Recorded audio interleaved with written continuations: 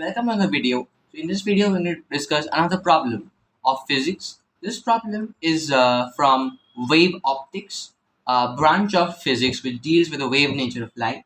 So the problem I hope is on your screen. In the figure shown, a screen is placed normal to the line joining the two-point coherent sources S1 and S2. The interference pattern consists of concentric circles. We've been given the figure and we've been asked find the radius of the nth bright ring, and we've been given some values and we want to find exact radius.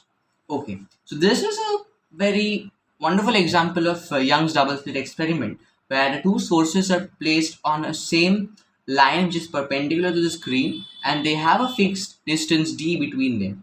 In this case, we get concentric circles on the screen as our interference pattern. I think many of you might be familiar with the Young's double slit experiment where we get a line interference pattern. So this is a little different from that.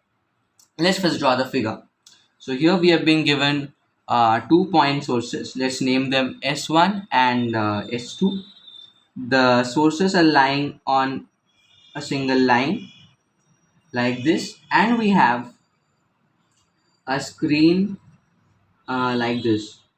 The screen is on the let's say the xy coordinates axis, and so this is the y axis in this scenario, and this is the x axis, let's say, and this is the z axis. I hope that is visible. Yeah, this is the z axis. Now what I do is I take an arbitrary point P on the xy axis over here at a distance r, and I shoot two light waves on the point like this, number 1 and number 2, and this is a fixed distance d, and the system of sources S1 and S2 has a distance d from the screen.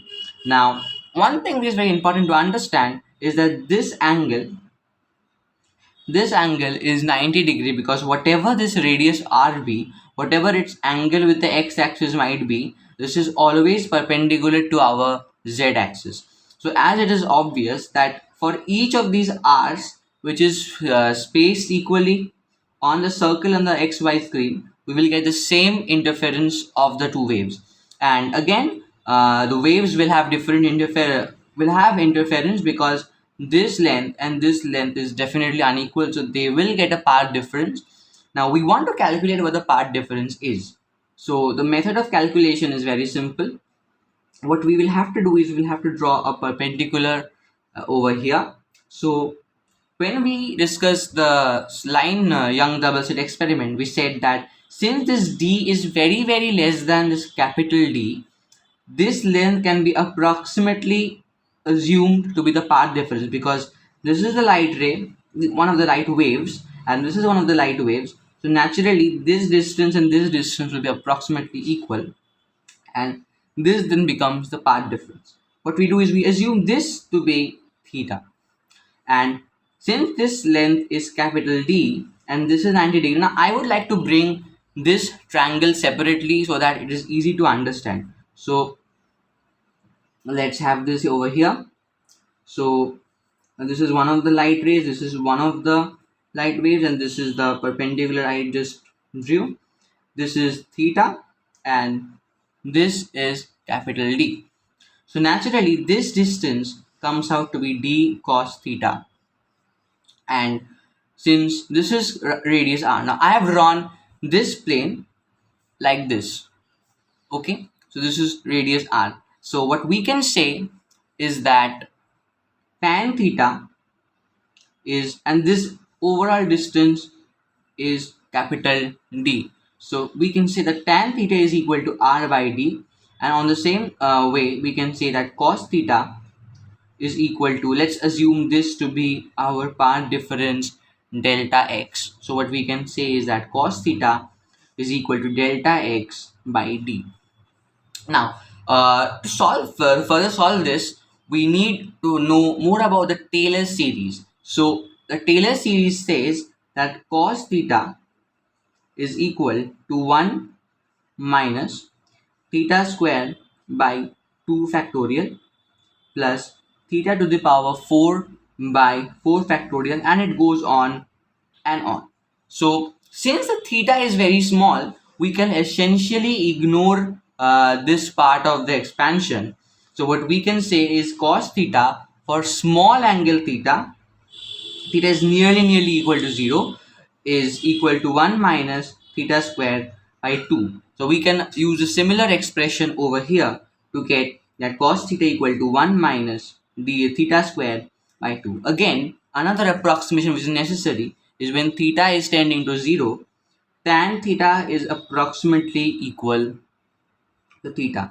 If we use that over here, what we can say is that this is theta as well. So what we get is that delta x by d is equal to 1 minus r square by 2d squared.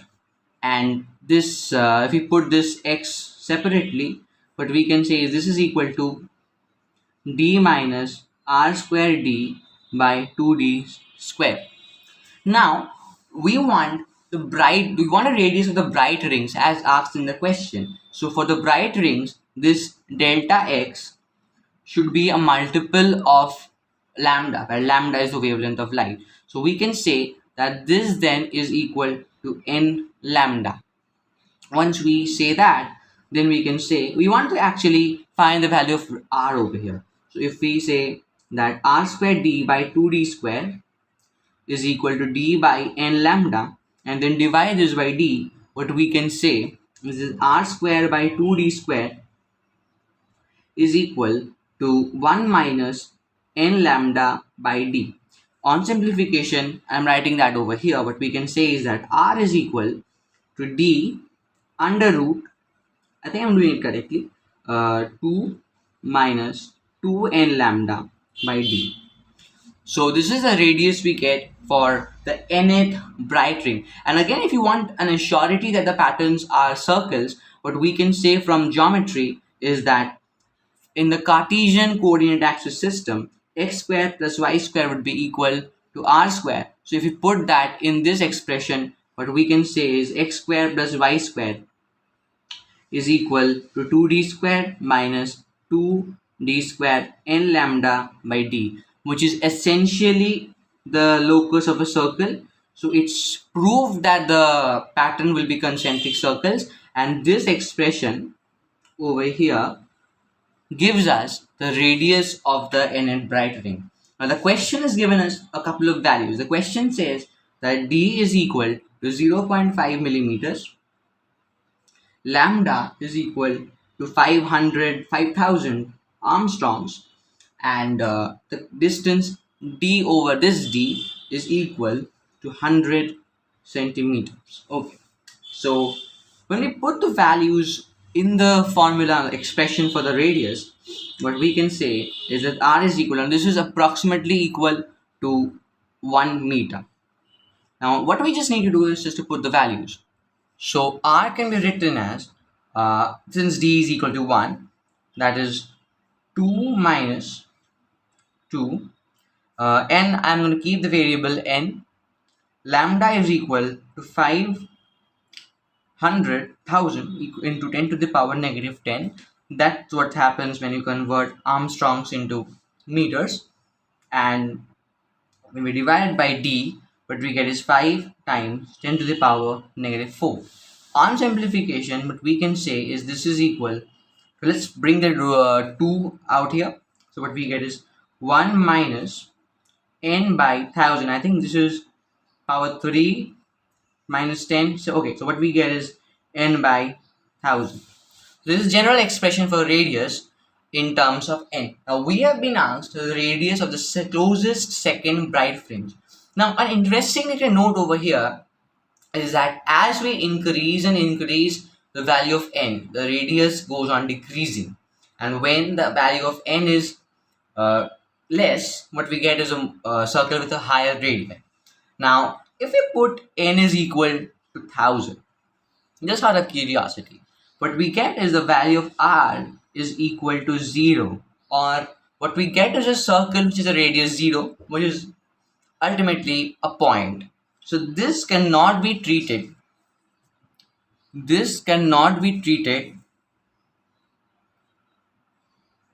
as a ring. So this is not any of the rings. When we put n is equal to 999, what we get is the first closest right ring. That means a ring, an actual real ring, which has the least radius. Naturally, when we would put n equal to 998, we would get the second closest bright ring. So if we put this n over here, what we get is r second is equal to 2 under root 1 minus 998 by 1000, and this is equal to, let's say, and this is root 2, by the way. This is root 2. So root 2 another root this, so we can say that this is approximately equal to this meters, and this is the second radii. Now you can calculate this, you will get something in decimals, which is the final answer of this question. Thanks for watching.